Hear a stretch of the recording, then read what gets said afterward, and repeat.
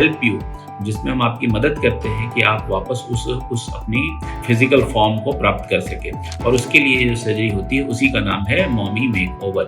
नमस्कार दोस्तों, मैं डॉक्टर विमलेंदु ब्रजेश हूँ और आज हम लोग एक बड़े ही इंटरेस्टिंग सर्जरी के बारे में बात करने जा रहे हैं, जिसे हम मॉमी मेकओवर कहते हैं। नाउ इसको अगर हम हिंदी में ट्रांसलेट करें तो बेसिकली जो मम्मी हैं उनकी कायाकल्प कर दी जाती है इस सर्जरी के दौरान। तो ये सर्जरी की ज़रूरत क्यों है?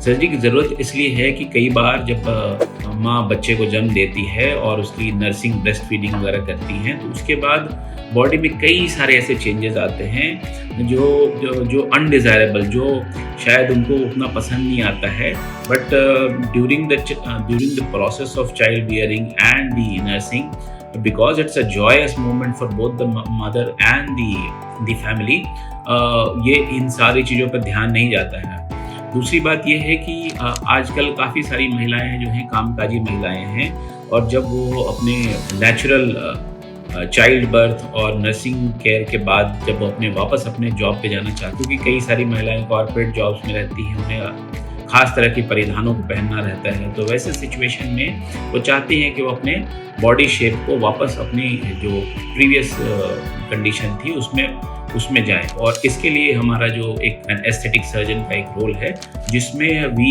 हेल्प यू, जिसमें हम आपकी मदद करते हैं कि आप वापस उस अपनी फिजिकल फॉर्म को प्राप्त कर सकें। और उसके लिए जो सर्जरी होती है उसी का नाम है मॉमी मेकओवर।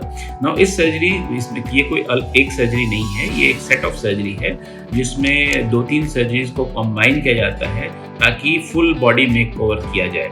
सो बेसिकली जब चाइल्ड बर्थ के बाद हमारे जो महिलाएं होती हैं उनके ब्रेस्ट में कुछ चेंजेस होते हैं। उनके स्तन या तो बड़ी हो जाती हैं, या फिर वो नीचे झूल जाती हैं, या फिर उनके साइज रिड्यूस हो जाती हैं। तो इन तीनों कंडीशन के लिए अलग अलग सर्जरीज होती हैं। अगर साइज में डिफ्लेशन हो जाता है तो उसमें फैट इंजेक्शन या इम्प्लांट, ब्रेस्ट इम्प्लांट डाला जा सकता है।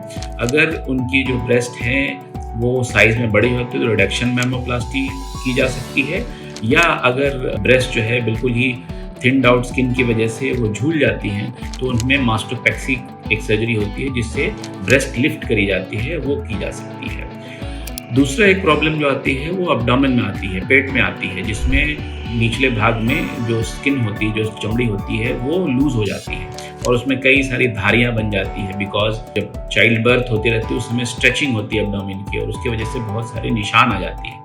सो इन सब को निकालने का एक तरीका ये होता है जिसको हम टमी टक बोलते हैं, या एब्डोमिनोप्लास्टी टेक्निकल टर्म्स बोलते हैं। इसमें बेसिकली हम जो एक्सेस स्किन होती है, जो एक्सेस चमड़ी होती है, उसको निकाल देते हैं, और जो सर्जरी का निशान होता है यूजुअली वो पैंटी लाइन में छुप जाती है।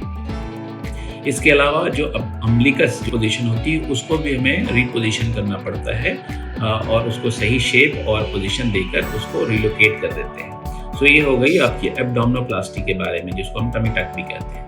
और तीसरी जो सर्जरी ऑफर की जा सकती है उसमें होता है लाइपोसक्शन, जो बॉडी में एक्सेस फैट जमा हो जाती है, और कई ऐसे जगहों पे मोस्टली थाई में, बाहर की तरफ और पेट में, तो इन सब के लिए लाइपोसक्शन करते हैं। इन तीनों सर्जरी के कॉम्बिनेशन को हम मम्मी मेकओवर कहते हैं, और ये बेसिकली आपको अपनी प्रीवियस फॉर्म, जो आपकी जो चाइल्ड बर्थ और नर्सिंग के पहले की जो फॉर्म थी, उसको रीगेन या वापस प्राप्त करने के लिए ये सर्जरी की जाती है।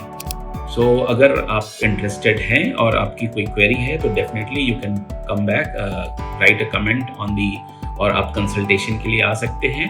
और डेफिनेटली हम as a department will try to help you and give you the best of the surgical treatments. That's all from my side. धन्यवाद. Thank you very much.